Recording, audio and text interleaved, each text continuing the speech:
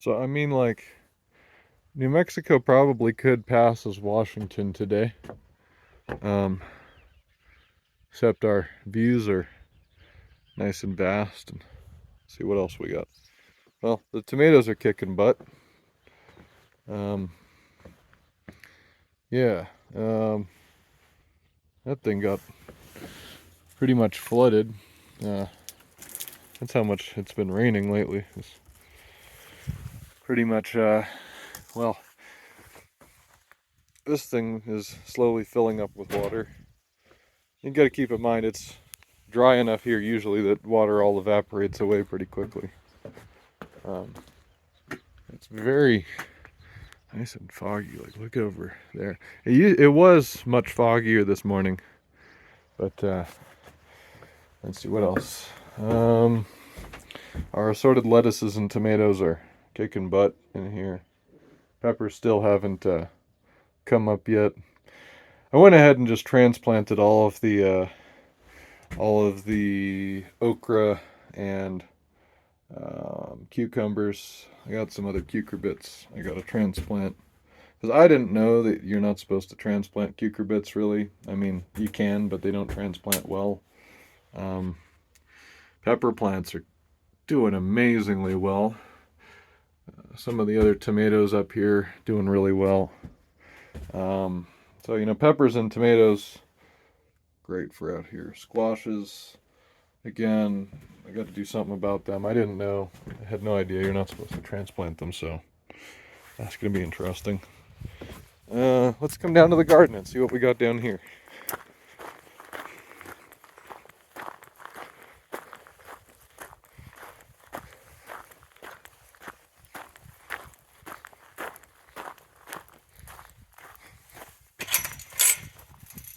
So down here, we got,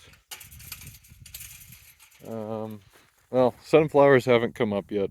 I also didn't really understand fully the whole no-till thing. I think at this point I'm not going to till anymore. I think my last tillage was, you know, when I did it this year, and I don't think I'm ever going to do it again. But we've got a couple of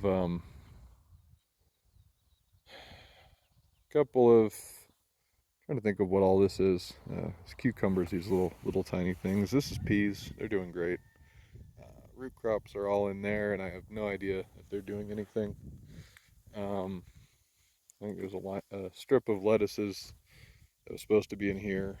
It doesn't seem to have even come up, so I don't know. Um, more cucumber. This is all okra, cucumbers in here, and then our three tomatoes. They're doing okay, and then we got one tomatillo that has not gotten pollinated, so it's not doing very well. Unfortunately, all of our other tomatillos are so far behind it that it's probably just going to die there. I'll probably take it out once it gets too bad. That is, I believe, a zucchini. I don't remember. I have it written down somewhere. Um, potatoes are potatoes are popping. Um, I don't remember what's in this bed. There's a lot of wildflowers too, so if something looks like a weed, I'm not too worried about it in the beds because most of that, I mean, basically what's on the top here is sterile compost and or mostly sterile, and so I'm not too worried about weeds and I turned it so much that I probably destroyed any soil biome or anything, so wouldn't be surprised if it takes a long time for weeds to come up. They probably will eventually, but a lot of wildflower seeds. So more tomatoes over there. There's also potato growing in there. It seems to be doing well. And we got squashes, and we got the three sisters in here: beans, corn, and squash. And they seem to be doing well. Corn loves it here. Corn is pretty good at growing in a variety of places. As long as it's hot and you give it a lot of water, it seems to do all right. And then these beds are still fallow. Probably plant something in them today. I'm not in a rush because, you know, it gives me a little bit of options. That still got to move these. Yeah.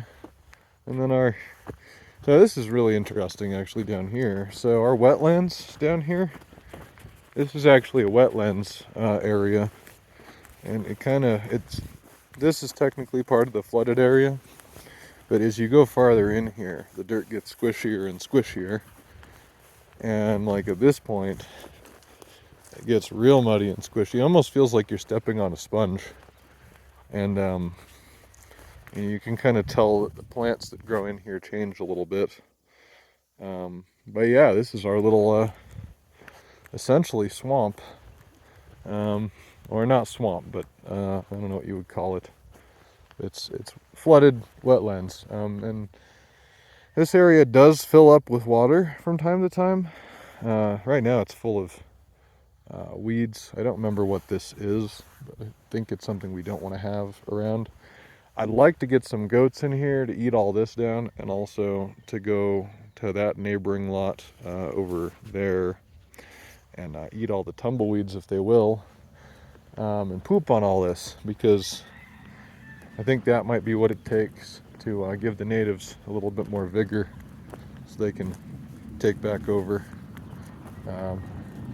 Because right now this is just land that's covered in tumbleweed seeds, and you know, and then we got whatever this grass is, which, you know, seems to be doing quite well. I'm just leaving it alone. Again, we really need some form of livestock to come in here, eat all this.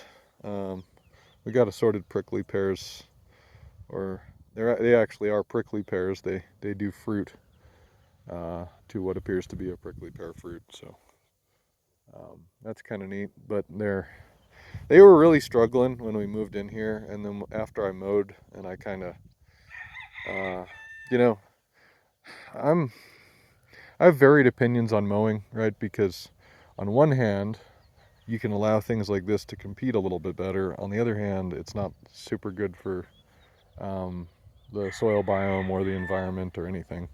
So it's kind of like, for me, I just had to get the one mow done because everything had grown up to, you know, chest height. And it was better to do something about it than to let it go. But now I really need to get some kind of livestock in here so they can get this down, which there's a lot of livestock around, so it's just a matter of finding someone with something that can come and poop in here and eat, and eat all of this, and just not eat my garden. That's the other thing, that they need to not eat my garden. But anyway, that's pretty much it. Till next time, thanks for watching.